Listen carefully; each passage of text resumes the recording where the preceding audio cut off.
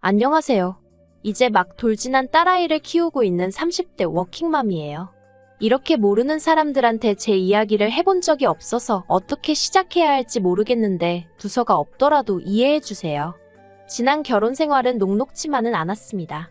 특히나 시댁 식구들의 무신경한 말투와 째째한 남편 때문에 많이 힘들었어요. 하지만 어리석게도 저는 남편이 아빠가 된다면 사람이 달라질 줄 알았거든요. 그래서 아이까지 낳았지요. 하지만 집버릇 개 못 준다더니 그래서 이혼을 결심하게 되었습니다. 지금은 죽일 만큼 미운 남편이지만 처음 지인에게 소개를 받았을 때는 믿음직스러운 사람이라고 생각했어요.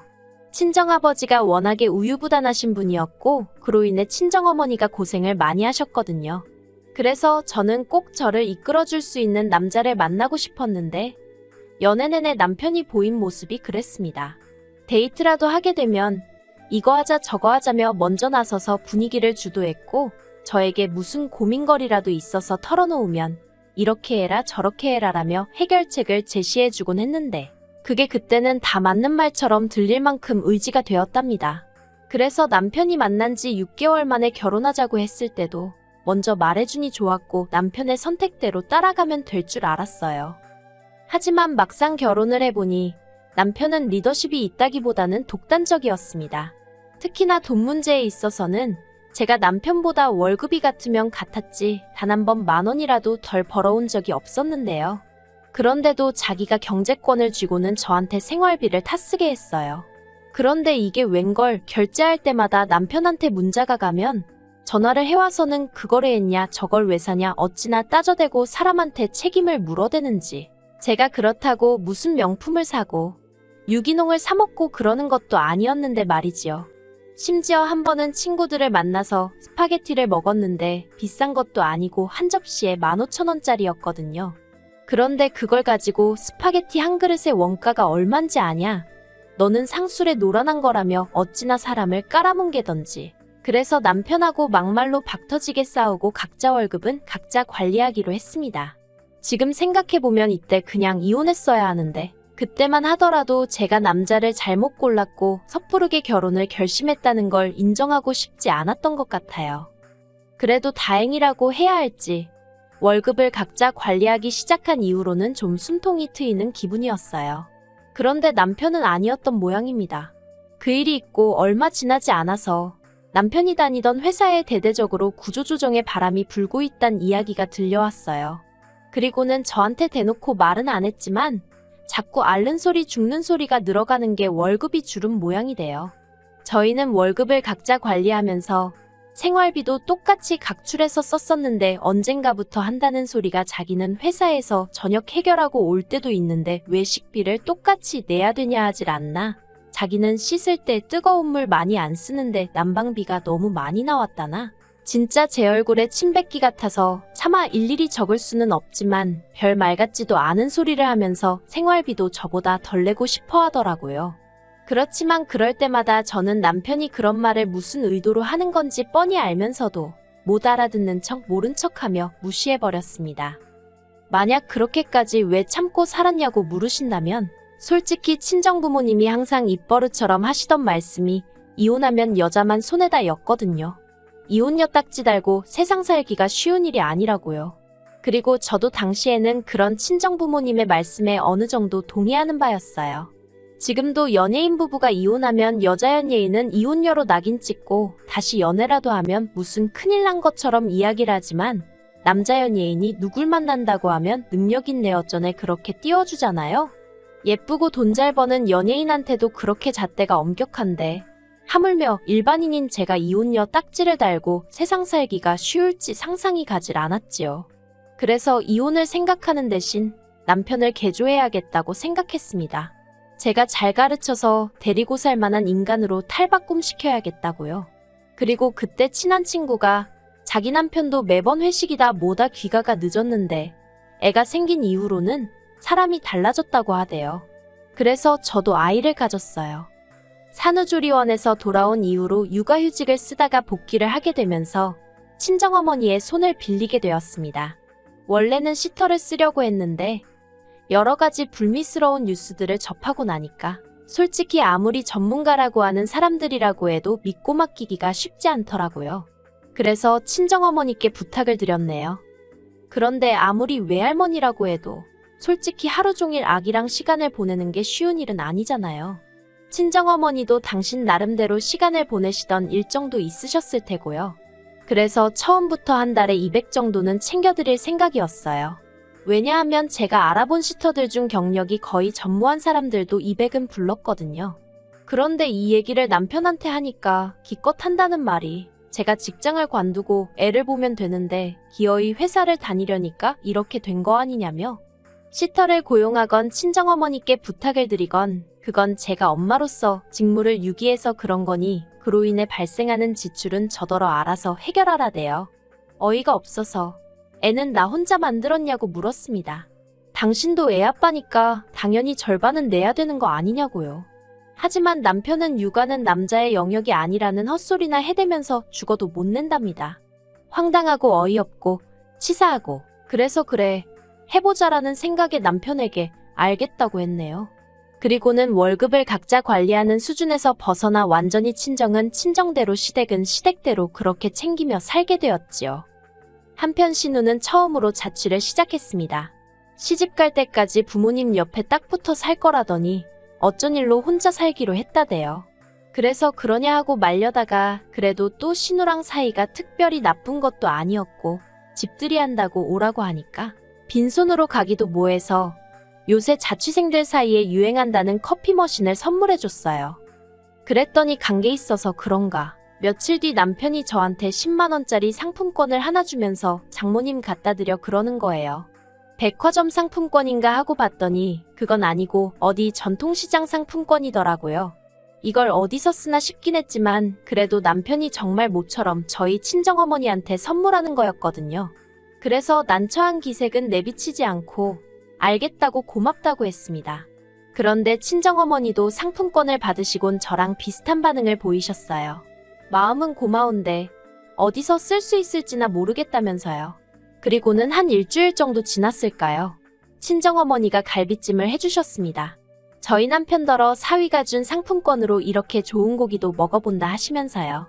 그런데 이건 솔직히 그냥 하신 말씀이시고 저희 친정부모님 당신들이 원할 때마다 소고기 사드실 수 있는 정도의 경제적 여유 있으신 분들입니다. 아무튼 그런데 이게 웬걸 그 상품권을 가지고 유세를 떨 줄은 상상도 못했어요. 상품권 이야기가 다시 나오게 된 발단은 제가 다니는 회사에서는 매년 성과에 따라 한 사람당 100만원에서 200만원까지 복지 포인트를 주거든요. 그리고 저는 올해 130 정도를 받게 되었고요. 여담이지만 남편도 아는 복지 포인트이고 얼마를 받건 간에 매년 요긴하게 잘 써오고 있었어요. 그리고 올해는 친정에 안마의자를 놔드려야겠다고 생각하고 있었습니다. 비록 3개월 만에 재택근무 전환이 되면서 친정어머니 도움을 받지 않아도 되게 되었지만 그래도 3달 동안 친정어머니가 고생을 많이 하셨으니까요. 그런데 남편이 올해는 그 복지 포인트로 뭐 할까 라고 운을 띄우더라고요. 그래서 친정부모님 댁에 안마의자 놔드릴 거야 그랬습니다. 그랬더니 그걸 왜 제 마음대로 정하냐대요. 원래는 매년 상의해서 쓰긴 했었거든요. 하지만 지난번에 남편과 한바탕 한 이후로는 솔직히 금전적인 것과 관해서는 남편과 아무것도 상의하고 싶지 않았어요. 남편 논리대로면 제가 일을 잘해서 회사에서 고맙다고 저한테 주는 거잖아요.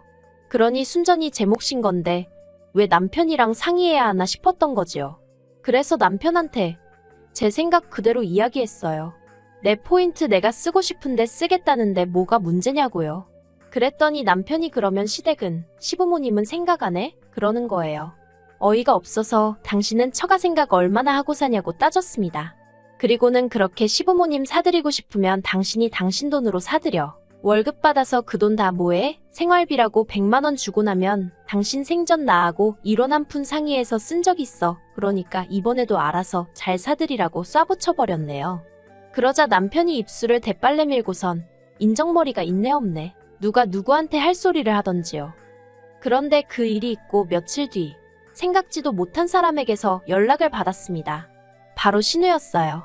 신우가 먼저 저희 남편, 그러니까 자기 오빠한테 들었다면서 저희 회사 복지 포인트 이야기를 꺼내더라고요. 뭐라고 달리 반응을 보이기가 어려워 네 맞아요 그런 게 나와요 하고 적당히 대꾸만 하고 있었어요. 그런데 신우가 정말 잘 되었다며 이번에 자기가 컴퓨터를 사려고 하는데 저더러 복지 포인트로 대신 사달라대요. 그러면 자기가 현찰로 주겠다고요. 사실 복지 포인트를 쓰려면 지정된 곳에서만 써야 되다 보니까 100% 마음에 드는 물건을 찾기가 쉽지는 않거든요. 그래서 저도 남편에게는 친정어머니 쓰실 안마의자를 사드릴 생각이라곤 했지만 마음에 딱 드는 모델이 없어서 고민이 많았지요. 그런데 신우가 돈으로 주겠다고 하니까 솔직히 잘됐다 싶더라고요. 그래서 바로 알겠다고 했습니다. 그런데 피는 못 속인다고 해야 되는 건지 어쩌면 남매가 그렇게 하는 짓이 똑같을 수가 있을까요? 신우와 통화를 마친 뒤 아가씨가 말한 컴퓨터 지금 찾아보니까 150만 원 정도 한다고 알려줬어요. 그랬더니 신우가 그러면 내가 20만 원만 보내주면 되죠? 그러는 거예요.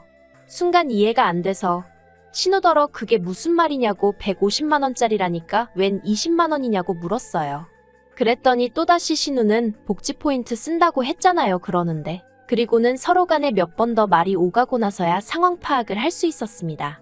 남편이 정확히 뭐라고 했는지는 모르지만 신우는 제 복지 포인트에 자기 돈 조금만 보태면 컴퓨터를 살 수 있다고 생각한 모양이에요. 정말이지 떡 줄 사람은 생각도 안 하는데 남매가 나란히 김칫국이나 마시는 꼴이라니. 그리고 이 이야기가 시부모님 귀에까지 들어가면서 상황은 걷잡을 수 없이 복잡해져 갔습니다. 시부모님이 저를 불러놓고 너는 친정만 챙기냐? 시댁은 웃음냐 하시더니 왜 기분 나쁘게 차별을 하냐고 그러시는 거예요. 그러더니 당신들이 이번에 한 번만 저를 용서해 줄 테니까 대신 복지 포인트로는 신우 독립한 기념으로 선물하는 셈 치고 컴퓨터를 사주랍니다. 그러면 그냥 이번 일은 없던 일처럼 눈 감아 주시겠다나요? 어이가 없어서 제가 잘못한 일도 없는데 그게 무슨 말씀이시냐고 그렇게는 못한다 했습니다. 그러자 하시는 말씀이 니네 엄마한테는 내 아들이 상품권도 줬다면서 그러는 거예요. 어이가 없어서 남편을 쳐다봤어요. 그랬더니 남편이 사실인데 뭘 그러냐입니다. 그래서 제가 어디 쓸 때도 마땅치 않은 상품권을 줘놓고는 그리고 그나마도 친정어머니는 고마운 마음에 당신 생돈 들여 고기 사셨고 그거 다 당신이 처먹지 않았느냐고 소리를 질렀어요. 그리고는 어머님더러 어머님도 앞뒤 사정도 모르시면서 아들 말만 듣고 그렇게 나서시는 거 아니라고 한 소리 했네요. 근데도 속에서 화가 안 풀려서 결국 남편더러 돈돈돈 할 거면 그냥 혼자 살라고 했어요. 같이 사는 룸메이트도 당신처럼 야박하겐 안 할 거라면서요. 그리고 제 입에서 이혼 소리가 나오자 어머님이 저더러 미쳤냐며 언성을 높이셨습니다. 그런 모습을 보고 있으니 정말 하루빨리 이혼하고 싶다는 생각밖에 안 들더라고요. 그래서 어머님과 남편을 뒤로하고 먼저 시댁에서 빠져나왔습니다. 그리고는 친정어머니가 아이를 맡아주고 계셨거든요. 친정어머니한테 달려가 시댁에서 있었던 일을 털어놓고는 이혼하고 싶다고 하소연을 했어요. 평소라면 그래도 이혼은 안 된다 참고 살아라 하셨을 어머니셨지만 그날은 제가 어찌나 서럽게 울었는지 그래 정 힘들면 헤어져야지 그러시대요.